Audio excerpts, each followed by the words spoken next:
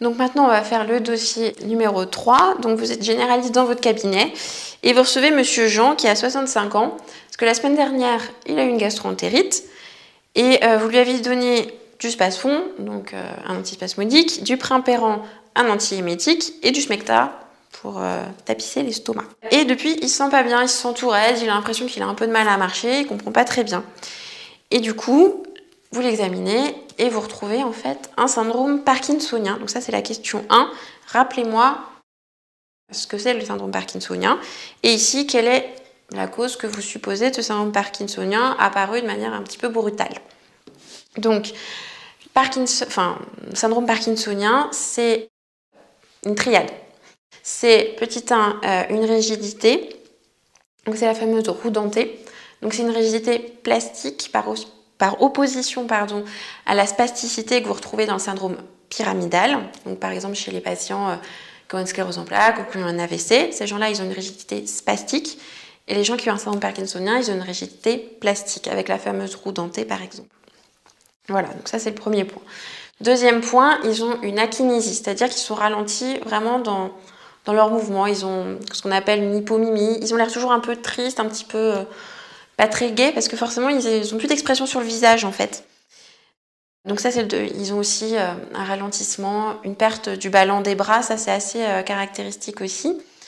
Et ils ont un tremblement, en fait, de repos qui est vraiment assez lent.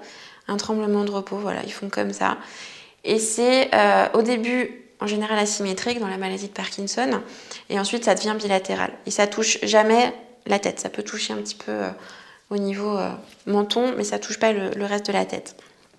Voilà. Donc après, le syndrome parkinsonien, après, vous avez plein de mots-clés comme la micrographie, la perte du ballon des bras, la marche à petits pas. Tout ça, vous reverrez avant le NC. Je ne m'étends pas là-dessus. Et la cause ici, comme c'est assez brutal et que vous savez que le Primperan c'est un neuroleptique caché, vous pensez au Primperan. La principale chose à éliminer avant de dire c'est une maladie de Parkinson, etc., c'est de regarder la liste de tous les traitements de votre patient et de rechercher un neuroleptique caché. Donc vous avez aussi des neuroleptiques pas cachés pour les gens qui ont par exemple une psychose en psychiatrie. Tous les patients qui ont une schizophrénie, ils sont plus ou moins parkinsoniens. Mais il y a des neuroleptiques cachés et notamment le Primperan, c'est quand même un des plus courants. Voilà, donc ça c'est important aussi de savoir que vous pouvez être nuisible à votre patient et qu'il faut penser toujours iatrogénie avant d'évoquer une maladie de Parkinson. Voilà, je crois qu'il y a une petite question. Oui, le syndrome parkinsonien et le syndrome extrapyramidal, est-ce pareil? Oui, c'est pareil. Oui, synonyme. Du coup, on passe à la question 2. Donc, votre patient, 3 mois plus tard, il revient vous voir parce qu'il n'arrive plus à fermer son œil gauche. Il bave un petit peu aussi. Donc, ça, c'est pas l'œil gauche. L'œil gauche. Donc, il n'arrive pas à fermer son œil gauche. Il bave un petit peu du côté gauche. Et vous avez l'impression que le patient, il a une paralysie faciale périphérique. Donc, décrivez votre examen clinique. Donc là, j'avoue qu'il va falloir que vous voyez des patients pour savoir de quoi je parle. Parce que après, sinon, c'est comme je vais vous dire là, mais ça va être un catalogue un petit peu de mots-clés, pas forcément hyper intéressant. Mais c'est important à connaître. Donc, je vous rappelle que l'examen clinique, c'est l'interrogatoire plus l'examen physique du patient. Donc, il faut savoir un petit peu aussi comment ça a apparu. Si c'est assez rapide sur quelques heures, quelques jours, ou si c'est complètement brutal sur 1 seconde ou 2 secondes. S'il y a des signes associés, des vertiges, une surdité, etc. Et s'il y a eu un facteur déclenchant, un traumatisme, etc. Voilà. C'est pas pour vous embrouiller que je vais dire ça, mais c'est juste pour que vous y pensiez. Il y a 15 jours, on a eu un patient qui a présenté brutalement une paralysie périphérique, faciale périphérique, mais brutale dans la nuit. Et c'était vraiment périphérique pour le coup. Et on lui a quand même fait une IRM. Et en fait, il a vraiment fait un petit AVC ischémique, pile dans le noyau du 7. Mais pour le coup, c'était vraiment un AVC. Donc je dis pas ça pour vous embrouiller, mais je dis que c'est pour vous dire que vraiment, le mode d'apparition, c'est aussi important. Et qu'une paralysie qui apparaît comme ça brutalement, même si elle n'est pas centrale, méfiez-vous, c'est quand même pas fréquent. Ma chef, elle en avait jamais vu des paralysies faciales périphériques qui en fait étaient un AVC. Mais voilà, vraiment ne prenez pas en compte que ce qui est périphérique, central. Réfléchissez aussi sur le mode d'apparition, les signes associés, etc. En l'occurrence, c'était un patient qui était hypertendu, maltraité et qui avait fait un AVC quelques jours avant. Voilà, donc je ne veux pas vous embrouiller, mais c'est pour vous dire réfléchissez et allez un petit peu plus loin que ce que vous apprenez, entre guillemets, bêtement à l'ENC. Donc, ce que vous avez retrouvé à l'examen clinique de votre patient, donc là, désolé, c'est un peu le catalogue mots-clés. Donc, vous recherchez une déviation de la bouche du côté sain, comme je vous avais dit pour le premier dossier. Une disparition du sillon nasogénien ici. Le patient, il ne peut pas gonfler les joues. Donc ça, c'est au niveau du facial inférieur. Au niveau du facial supérieur, les rides du front sont un petit peu effacées du côté de la teinte.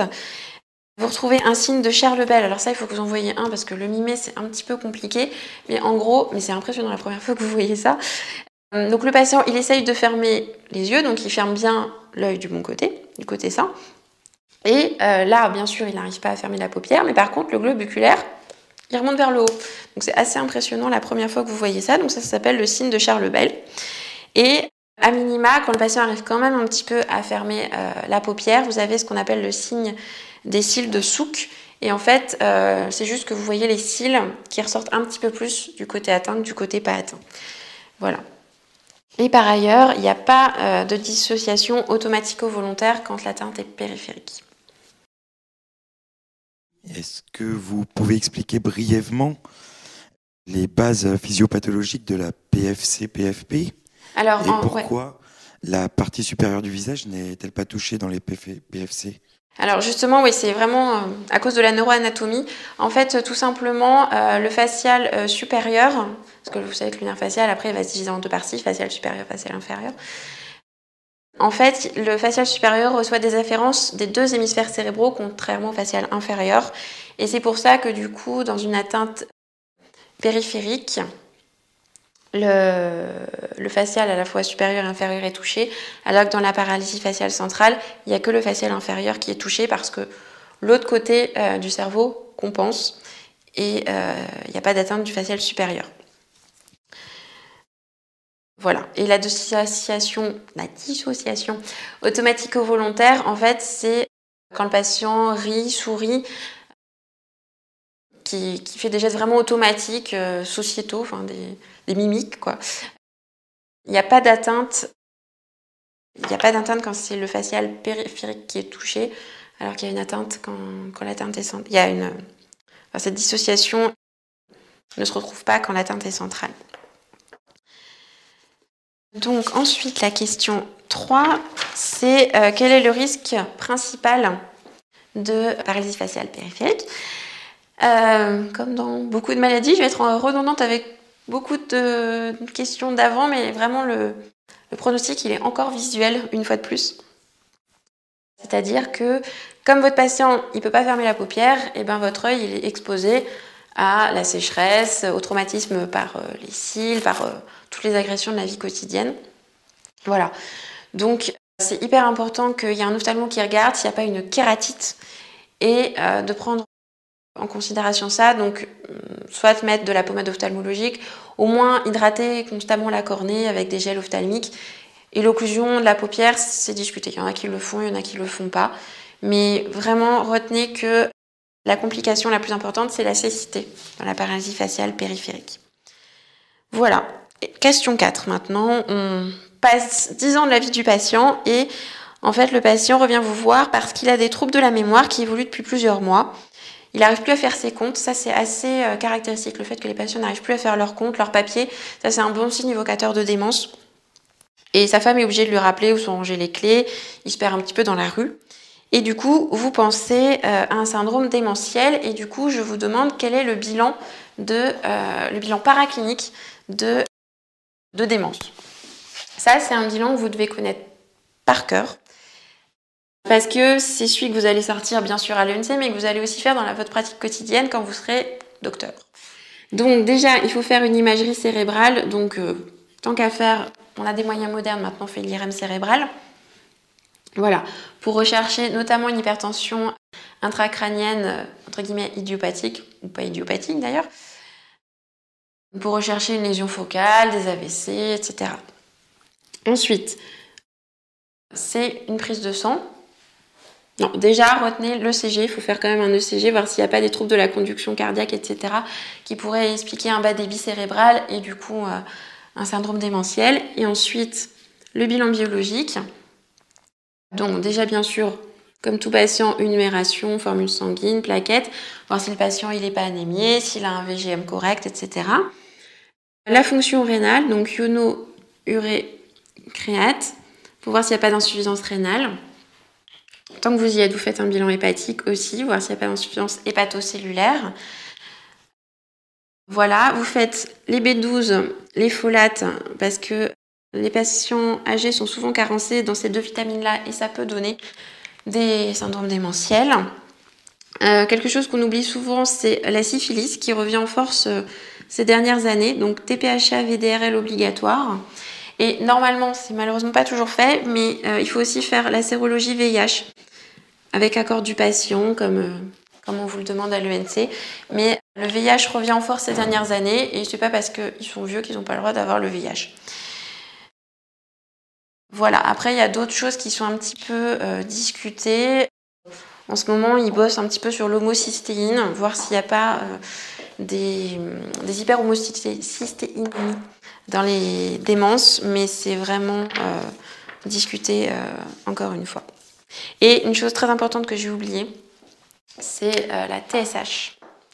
Énormément d'hypothyroïdie ou même d'hypothyroïdie qui se présentent comme des démences chez les personnes âgées. Voilà, et ensuite, question 5, je vous demandais quelles étaient les 3 plus grandes causes de démence en France. Donc en premier lieu, c'est la maladie d'Alzheimer, que vous connaissez, que vous apprendrez aussi tout au long de votre externat, avec le fameux syndrome aphaso-apraxo-agnosique. Vous reverrez ça. En deuxième, c'est la démence vasculaire, comme on a parlé au premier dossier. Voilà, les patients, plus ils ont des trous dans la tête, plus ils sont à risque d'être déments.